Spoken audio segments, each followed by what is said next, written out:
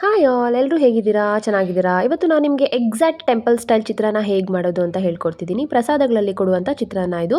ಮೊದಲಿಗೆ 4ರಿಂದ 5 ಸ್ಪೂನಷ್ಟು ಹಸಿ ಕೊಬ್ಬರಿ, ಆಮೇಲೆ ಅದಕ್ಕೆ 4 ಹಸಿಮೆಣಸಿನಕಾಯಿ ಹಾಗೂ 1.5 ಇಂಚಿನಷ್ಟು ಶುಂಠಿನ ಹಾಕ್ಕೊಳ್ಳಿ. ಆಮೇಲೆ 1.5 ಸ್ಪೂನಷ್ಟು ಜೀರಿಗೆನ ಹಾಕ್ಕೊಳ್ಳಿ. ಇದಾದಮೇಲೆ ಇದಕ್ಕೆ ಎಷ್ಟು ಬೇಕೋ ಅಷ್ಟು ಕೊತ್ತಂಬರಿ ಸೊಪ್ಪು ಹಾಕ್ಕೊಳ್ಳಿ. ನಾನು ಒಂದು ಚಿಕ್ಕ ಕಪ್ಪಷ್ಟು ಕೊತ್ತಂಬರಿ ಸೊಪ್ಪನ್ನ ಹಾಕ್ಕೊಂಡಿದ್ದೀನಿ.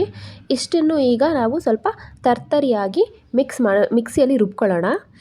ಅದು ಸ್ವಲ್ಪ ತರ್ತರಿಯಾಗೇ ಇರಲಿ, ಕೋರ್ಸ್ ಪೇಸ್ಟ್ ಮಾಡ್ಕೊಳ್ಳಿ ಸಾಕು. ನೋಡಿ ಈಗ ರೆಡಿ ಇದೆ. ಕೋರ್ಸಾಗಿ ಗ್ರೈಂಡ್ ಮಾಡಿದ್ದೀನಿ ಇದನ್ನು ನಾನು. ಆಮೇಲೆ ಈಗ ಒಂದು ಪ್ಯಾನ್ನಲ್ಲಿ ಒಂದು 4ರಿಂದ 5 ಸ್ಪೂನಷ್ಟು ಎಣ್ಣೆ ಹಾಕ್ಕೊಳ್ಳಿ.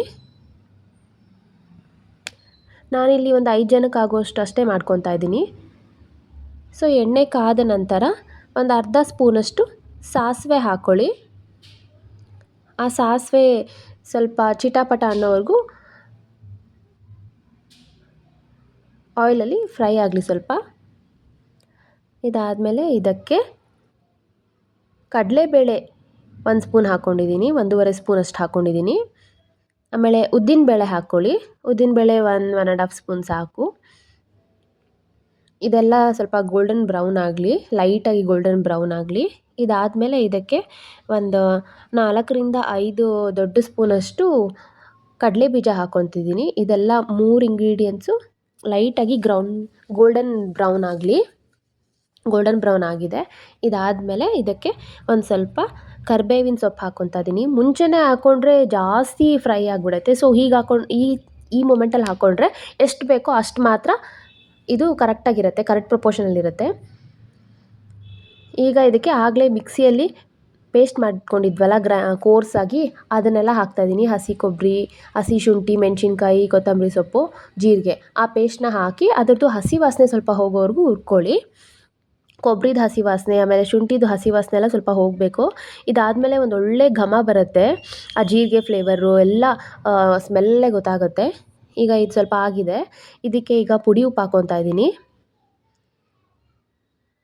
ಎಷ್ಟು ಬೇಕೋ ಅಷ್ಟು ಹಾಕ್ಕೊಳ್ಳಿ ಉಪ್ಪು, ನಿಮ್ಗೆ ರುಚಿಗೆ ತಕ್ಕಷ್ಟು. ಇದಾದಮೇಲೆ ಇದಕ್ಕೆ ಅರಿಶಿನ ಪುಡಿ ಹಾಕ್ಕೊತಾ ಇದ್ದೀನಿ. 1 ಸ್ಪೂನಷ್ಟು ಹಾಕ್ಕೊತಾ ಇದ್ದೀನಿ ಅರಿಶಿನ ಪುಡಿ. ಇದಾದಮೇಲೆ ಸ್ಟವ್ ಆಫ್ ಮಾಡಿ ಒಂದು ನಿಮಿಷ ಆದಮೇಲೆ ನಿಂಬೆಹಣ್ಣು ಹಾಕ್ಕೊಳ್ಳಿ. ನಾನು ಒಂದು ಹೋಲ್ ನಿಂಬೆಹಣ್ಣು ರಸ ಹಾಕ್ಕೊಂಡಿದ್ದೀನಿ ಇದಕ್ಕೆ. ಸ್ಟವ್ ಆಫ್ ಮಾಡಿ ಅಟ್ಲೀಸ್ಟ್ ಒಂದು 30 ಸೆಕೆಂಡ್ಸ್ ಆದರೂ ಆರಿರಬೇಕು, ಆಮೇಲೆ ಹಾಕ್ಕೊಳ್ಳಿ, ಇಲ್ಲಾಂದರೆ ಕಸರೆ ಬಂದುಬಿಡುತ್ತೆ.